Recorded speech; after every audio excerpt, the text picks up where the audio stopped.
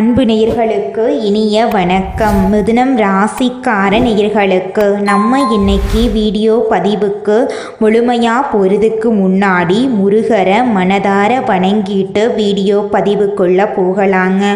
ஓ முருகா போற்றி, ஓ முருகா போற்றி, ஓ முருகா போற்றி, என்னை காக்கும் முருகனே போற்றி. நல்லதே நடக்கும், நல்லது மட்டும்தான் நடக்கும். நம்முடைய மிதுனம் ராசிக்காரங்களை பொறுத்த வரைக்கும் உண்மைக்கு புறம்பா எந்த காலத்திலையும் எந்த ஒரு செயலையும் செய்ய மாட்டாங்க. இவங்களை பொறுத்த வரைக்கும் தான் மட்டும் நல்லா இருக்கணும் அப்படிங்கிற சுயநலம் கிடையாதுங்க.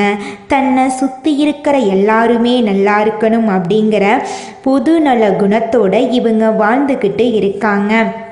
அனுதினமும் ஆண்டவனே துணை என்று வாழக்கூடியவங்களாக இவங்க இருக்காங்க. இதனால் இவங்க பயங்கரமான புத்திசாலியாக இருப்பாங்க. இவங்கள அவ்வளவு சீக்கிரமாக யாராலையும் ஏமாற்ற முடியாதுங்க. இவங்களுக்கு நிகர் இவங்களாதாங்க இருக்க முடியும். இவங்க நினச்சா மட்டும்தான் எதையும் இழக்கவும் முடியும், எதையும் பெறவும் முடியுங்க. இவங்க எல்லார்கிட்டையும் ஈஸியாக பழகிடுவாங்க. அதனால இவங்களுடைய ஃப்ரெண்ட்ஷிப் பட்டாரும் அதிக லெவலில் இருக்குதுங்க. நம்ம இன்னைக்கு இந்த வீடியோ பதிவில் எதை பற்றி பார்க்க போகிறேன்னு பார்த்தீங்கன்னா, மிதுனம் ராசிக்காரர்களே, நீங்கள் உங்கள் வீட்டில் வைத்து வழிபடக்கூடிய தெய்வங்கள் யார் யார், வைத்து வழிபடக்கூடாத தெய்வங்கள் யார் யார் அப்படிங்கிறத பற்றி விரிவாக பார்க்க போகிறேங்க. பொதுவாகவே மிதுனம் ராசிக்கு அதிபதி புதன் பகவான் அப்படிங்கிறதால விஷ்ணு பகவான் மற்றும் நரசிம்மரை வழிபாடு செய்கிறது உங்களுக்கு ரொம்பவும் சிறப்பு வாய்ந்ததுங்க. வீடு கட்டும்போது பூஜை அறைக்கு தனியாக ஒரு இடம் ஒதுக்கணுங்க. 5 சுவாமிகள் இருக்கக்கூடிய ஒரே ஒரு போட்டோவை வச்சு வழிபாடு செய்கிறது ரொம்பவும் நல்லதுங்க. அந்த தெய்வங்கள் யாருன்னு பார்த்தீங்கன்னா, விநாயகர், சரஸ்வதி தாயார், மகாலட்சுமி தாயார், திருப்பதி வெங்கடாச்சலபதி, முருகப்பெருமானுங்க.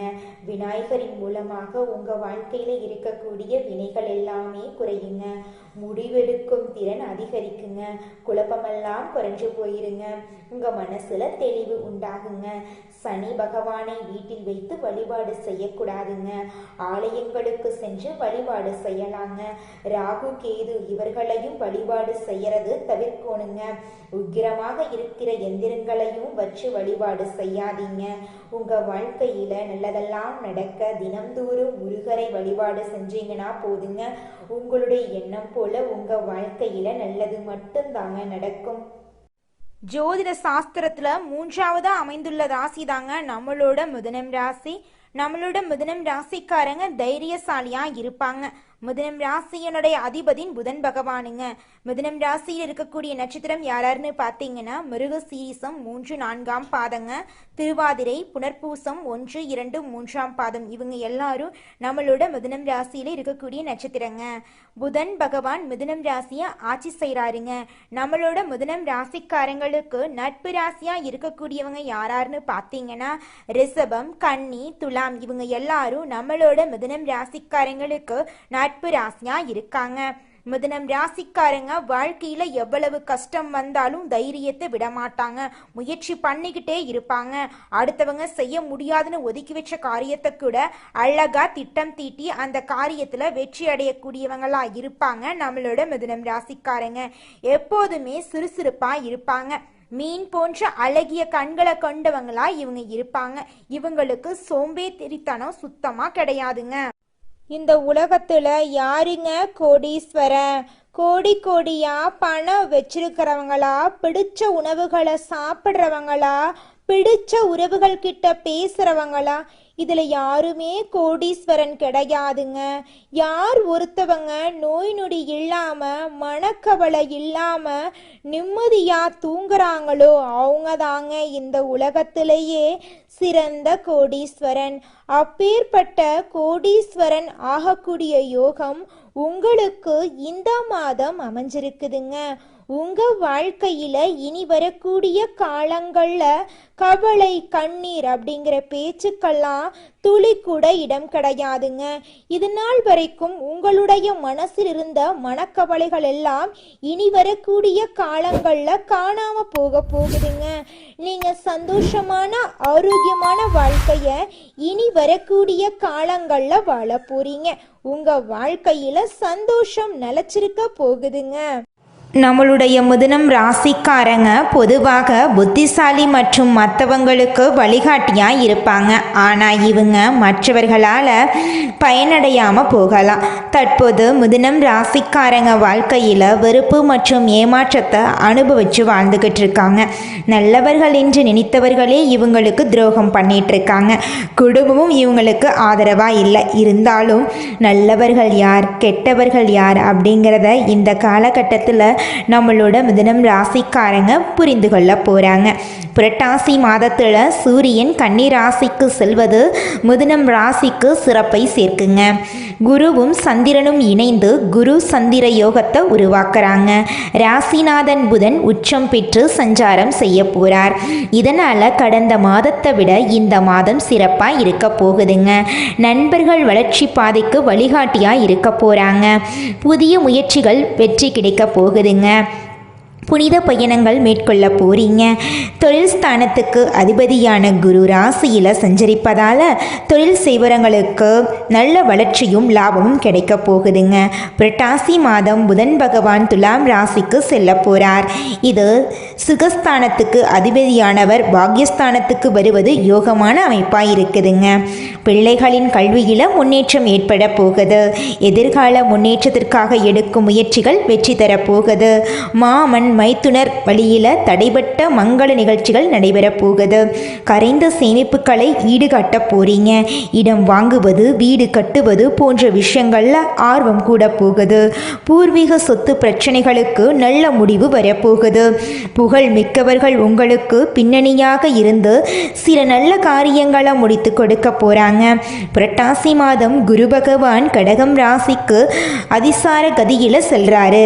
கடகம் ராசி குருவின் உச்ச வீடுங்க. இது திருமண கனவுகளை நனவாக்கும். நல்ல வரன் தேடி வரும்.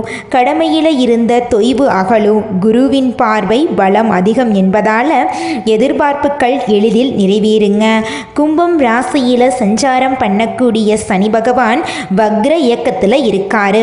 இது தொழில் மற்றும் வியாபாரத்தில் சில குறுக்கீடுகளை ஏற்படுத்துங்க. தொல்லை தரக்கூடிய எதிரிகளின் பலம் கூடுங்க. நெருங்கிய உறவினர்கள் உங்களை விட்டு விலகி போகலாம். அதை கண்டு நீங்கள் அச்சப்பட வேண்டாம். ஆனால் குரு புதன் சூரியன் சாதகமாக இருக்கிறதுனால சனி பகவானின் இந்த நிலை பெரிய பாதிப்பை ஏற்படுத்தாதுங்க. பொது வாழ்க்கையில் இருக்கிறவர்களுக்கு புதிய பொறுப்புகள் கிடைக்குங்க. தொழில் மற்றும் வியாபாரம் செய்பவர்களுக்கு கூட்டாளிகளால் இருந்த பிரச்சனைகள் நீங்குங்க. உத்தியோகத்தில் இருப்பவர்களுக்கு திறமைக்குரிய அங்கீகாரம் கிடைக்குங்க. கலைஞர்களுக்கு முன்னேற்ற பாதையில் சில தடைகள் வரதாங்க செய்யும். அதை கண்டு நீங்கள் அச்சப்படாமல் இருந்துக்கோங்க. மாணவர்கள் படிப்பில் கவனமாக இருக்க வேண்டுங்க. பெண்களுக்கு குடும்ப சுமை கூடினாலும் நீங்கள் அதை சமாளிக்கக்கூடிய அளவுக்கு உங்கள் மனசில் தைரியம் வருங்க. இந்த மாதத்தில் அம்பாளுக்கு ஏராளமான விஷயங்கள் கொண்டாடப்படுதுங்க. இந்த மாதத்தில் சூரியன் கன்னி ராசியில் அமர்வது ஒரு முக்கிய நிகழ்வாக இருக்குதுங்க. இந்த மாதத்தில் சரியான தெய்வங்களை வழிபட்டு விரதம் இருந்தால் அடுத்த பல வருடங்களுக்கு உங்களுக்கு பலன் கிடைக்குங்க. மிதுனம் ராசியை பொறுத்த வரைக்கும் சூரியன் 3ஆம் வீட்டில் இருந்து 4ஆம் வீட்டுக்கு வருவதனால தைரியமாக சில முக்கிய முடிவுகளை நீங்கள் எடுக்க போகிறீங்க. புதிய தொழில் தொடங்க வியாபாரம் தொடங்க நவராத்திரி நேரம் சிறந்ததுங்க. 4ஆம் இடத்துல சூரியன் அமர்ந்திருப்பது தந்தை வழியில் சில உதவிகள் கிடைக்குங்க.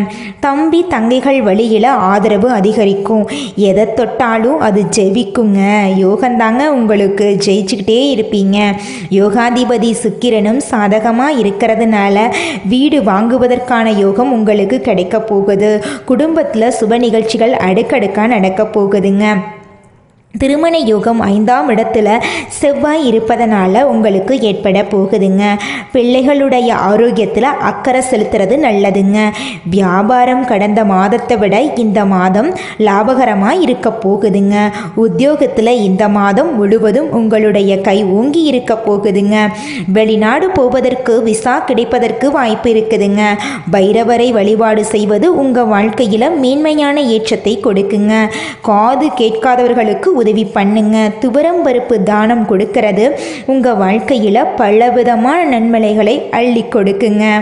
மனிதனா பிறந்த ஒவ்வொருவருக்கும் ஆசை இருக்கதாங்க செய்யும். அந்த ஆசைகளை அடைய நம்ம நினைச்சா மட்டும் பத்தாதுங்க. முழு மனசோட நம்மளுடைய ஆசைகளை அடைவதற்கான வழிய ஒவ்வொரு நாளும் என்ன பண்ணணும்னு யோசிச்சு அதற்கான திட்டங்களை தீட்டி உழைச்சுக்கிட்டே இருக்கணுங்க. உழைச்சா நிச்சயமா நம்மளுடைய ஆசைகள் எல்லாமே நிறைவேறிடுங்க. உங்க வாழ்க்கையில இனி வரக்கூடிய காலங்கள்ல உங்களுடைய அனைத்து ஆசைகளும் நிறைவேற போகுதுங்க. அப்படி ஒவ்வொரு மனிதனுக்கும் இருக்கக்கூடிய பொதுவான ஆசை என்னன்னு பார்த்தீங்கன்னா 16 செல்வங்களையும் அடைந்து வாழணும் அப்படின்னு தான் ஒவ்வொரு மனிதனுடைய ஆசையும் இருக்குதுங்க. பணம் வேணும், பதவி வேணும், புகழ் வேணும், கௌரவம் வேணும் அப்படின்னு தான் ஒவ்வொரு மனிதனும் தினமும் வாழ்ந்துகிட்டு இருக்கான். அதை நோக்கிய பயணத்தை தான் ஒவ்வொரு நாளும் மனிதன் வாழ்ந்துகிட்டு இருக்கான். ஒவ்வொரு நாளையும் ரசிச்சு வாழ்றது கிடையாது. எந்த ஒரு மனிதனும் போராட்டத்துல தாங்க இந்த உலகத்துல ஒவ்வொரு மனிதனும் வாழ்க்கைய வாழ்ந்துட்டு இருக்காங்க. மிதுனம் ராசிக்காரர்களே, நீங்கள் உங்களுடைய பூஜை அறைய கிழக்கு, மேற்கு, வடக்கு திசைகளில் வைக்கலாம். தெற்கு திசையை நீங்கள் தவிர்க்கணும். பூஜை அறைய சுத்தமாக காற்றோட்டமாக வச்சிருக்கணும். வெள்ளை, மஞ்சள், பச்சை நிறத்தாலான மலர்களை வைத்து தினமும் கடவுளை வழிபாடு செய்கிறது ரொம்பவும் சிறப்பு வாய்ந்ததுங்க. மிதுனம் ராசிக்காரர்களே, நீங்கள் பூஜை அறையில் புதன்கிழமை அன்றைய தினத்தில் சிறப்பான பூஜை செய்யணுங்க. துளசி மாலை, நெல்லிக்காய், மூங்கில் பூவு இதெல்லாம் கொண்டு நெய்வேத்தியம் செஞ்சு வழிபாடு செய்கிறது நல்லதுங்க. தினமும் விளக்கேற்றது ரொம்பவும் நல்லதுங்க. விஷ்ணு பகவான ஏகாதசி அன்னைக்கும் விஷ்ணு பகவானுக்கு உகந்த நாட்கள்லையும் நீங்கள் வழிபாடு செய்யலாங்க. அமாவாசை நாட்களில் ருத்ர பூஜை செய்கிறது ரொம்பவும் நல்லதுங்க. உங்களுடைய எண்ணம் போல உங்கள் வாழ்க்கையில் நல்லதெல்லாம் நடக்குங்க. துளசி செடியை வீட்டில் வச்சிருக்கிறது ரொம்பவும் நல்லதுங்க. குழந்தைகளுக்கு கல்வி பொருட்களை தியானம் பண்ணுங்க. உங்கள் வாழ்க்கையில் நல்லதெல்லாம் அடுக்கடுக்காக நடக்குங்க. நீங்கள் இந்த நிமிஷம் வரைக்கும் உங்களுக்காக வாழ்க்கையை வாழறதே கிடையாதுங்க. உங்களை சுற்றி இருக்கிறவங்களுக்கு பயந்து தாங்க வாழ்க்கையை வாழ்ந்துக்கிட்டு இருக்கீங்க. நாம் இந்த செயலை செஞ்சால் நம்மளை சுற்றி இருக்கிறவங்க நம்மளை பற்றி தப்பாக நினச்சிருவாங்களோ, இந்த சொல்ல சொன்னால் நம்மளை பற்றி அவங்க தப்பாக நினச்சிருவாங்களோ அப்படின்னு அடுத்தவங்களை கண்டு பயந்து பயந்து வாழ்க்கையில் எந்த ஒரு செயலையும் செய்யாமல் ஒரே இடத்துல நீங்கள் முன்னேறாமல் நின்றுக்கிட்டு இருக்கீங்க. இனி வரக்கூடிய காலங்களையாவது யாரை கண்டும் அச்சப்படாம கடவுளை கண்டு மட்டும் பயந்தா மட்டும் போதுங்க. வேற யாரை கண்டும் நீங்க பயப்பட வேண்டாம். கடவுள் இந்த உலகத்துல உங்களை எதுக்காகங்க படைச்சிருக்காரு? உங்களுக்காக நீங்க வாழணும் அப்படிங்கறக்காக தான் படைச்சிருக்காரு.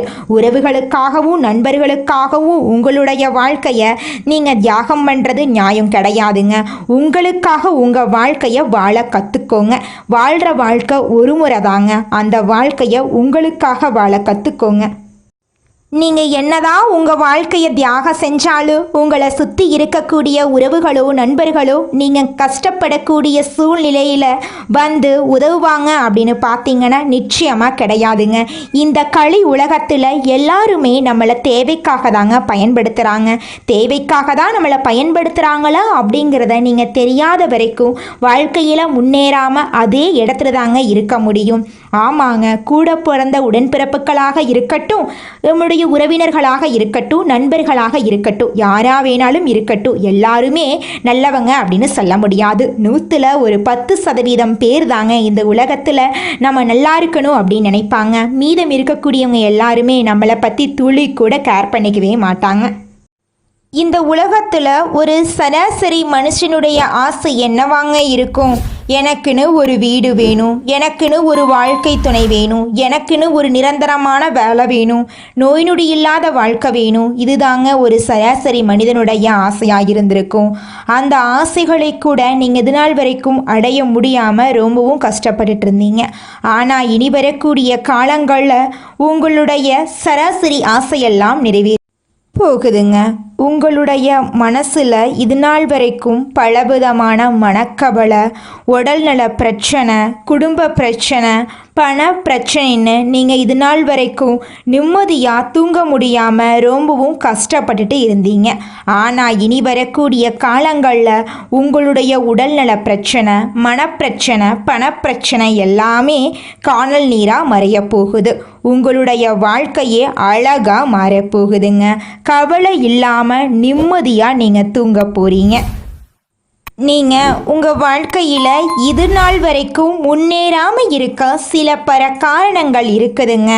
காரணங்கள் என்னென்னு பார்த்தீங்கன்னா, நீங்கள் ஒருத்தங்கிட்ட பேசும்போதும் சரிங்க, ஒருத்தங்கிட்ட பழகும் போதும் சரி, அவங்க நல்லவங்களா கெட்டவங்களா, நீங்கள் நல்லா இருக்கணும்னு அவங்க நினைக்கிறாங்களா அப்படிங்கிற இடம் பொருள் ஏவல் அறியாமல் நீங்கள் எல்லார்கிட்டையும் யதார்த்தமாக இருக்கீங்க. நீங்கள் எல்லார்கிட்டையும் யதார்த்தமாக இருக்கிறது தப்பு கிடையாதுங்க. நல்லவங்க யார் கெட்டவங்க யாருன்னு அறிஞ்சு செயல்படுறது உங்களுக்கு ரொம்பவும் நல்லதுங்க. உங்களுடைய குடும்ப ரகசியங்களையும் தொழில் ரகசியங்களையும் மற்றவங்க கிட்ட பகிர்றதுக்கு முன்னாடி 1க்கு 2 முறை ஆலோசனை பண்ணுறது உங்களுக்கு ரொம்பவும் நல்லதுங்க. ஏன்னா இந்த உலகத்தில் 190% பேர் நீங்கள் நல்லா இருக்கக்கூடாது அப்படின்னு தாங்க நினைப்பாங்க. அந்த 10% பேர் தான் நீங்கள் வாழ்க்கையில் முன்னேறணும் அப்படின்னு நினைப்பாங்க. அந்த 10% பேரை நீங்கள் கண்டுபிடிச்சு அவங்க கிட்ட உங்கள் வாழ்க்கையோட ரகசியங்களை சொன்னீங்கன்னா கூட உங்கள் வாழ்க்கையில் எந்த பிரச்சனையும் வராதுங்க. அந்த 90% பேர்கிட்ட நீங்கள் தெரிஞ்சோ தெரியாமலோ உங்கள் வாழ்க்கையோட நல்லது கெட்டதை ரகசியத்தை சொன்னீங்க அப்படின்னா அதுவே உங்கள் வாழ்க்கைக்கு பெரிய பிரச்சனையாக வர வாய்ப்பு இருக்குதுங்க. அதனால நீங்கள் ஒருத்தங்கிட்ட பேசும்போதும் பழகும்போதும் எச்சரிக்கையாக இருக்கணுங்க. உங்களை நல்லா இருக்கணும் அப்படின்னு நினைக்கிறாங்கல்ல, அவங்கள அறிஞ்சு செயல்படுறது உங்கள் வாழ்க்கைக்கு ரொம்பவும் நல்லதாக இருக்குங்க. அடுத்ததாக நம்முடைய மிதுனம் ராசியில் இருக்கக்கூடிய ஒவ்வொரு நட்சத்திரக்காரர்களுக்கும் இந்த மாதம் எப்படி இருக்குதுன்னு பார்க்கலாங்க. நம்முடைய மிதுனம் ராசியில் இருக்கக்கூடிய முதல் நட்சத்திரம் மிருகசீரிசம். உங்களுக்கு இந்த மாதம் எப்படி அமைஞ்சிருக்குதுன்னு பார்க்கலாங்க. நினைத்ததை சாதிப்பதில் உறுதியாக இருக்கும் உங்களுக்கு புரட்டாசி மாதம் நன்மை தரக்கூடிய மாதமாக இருக்குதுங்க. திட்டமிட்ட வேலைகள் கொஞ்சம் தள்ளி போகலாங்க. அதை கண்டு நீங்கள் அச்சப்பட வேண்டாம். தாமதமான நீங்கள் நினைக்கக்கூடிய வேலை சிறப்பாக முடியுங்க. குடும்பத்தில் இருந்த பிரச்சனைகள் விலகும். உறவினர்கள் உங்களுக்கு உதவி செய்வாங்க. பூர்வீக சொத்துக்கள் சம்பந்தமான பிரச்சனைகளுக்கு முடிவு கிடைக்கும். திருமண வயதில் இருப்பவர்களுக்கு நல்ல வரன் தேடி வரும். சிலருக்கு புதிய சொத்து சேரும். ராசிநாதருடைய சஞ்சாரம் சாதகமாக இருக்கிறதுனால புத்திசாலித்தனமாக செயல்பட்டு நினைத்ததை சாதிக்க போறீங்க. பணியாளர்களுக்கு வேலை பார்க்கும் இடங்களில் நெருக்கடி நீங்க போகுது. உங்களை பற்றி மற்றவர்கள் புறம் பேசக்கூடிய நிலை ஏற்படலாம். அதை கண்டு நீங்கள் அச்சப்பட வேண்டாம். தைரியமாக இருங்க. செயல்பாடுகளில் கவனமாக இருங்க. யாரையும் பகச்சிக்காதீங்க. அக்டோபர் 1ஆம் தேதி எதிலும் நீங்கள் கவனமாக இருந்துக்கோணுங்க.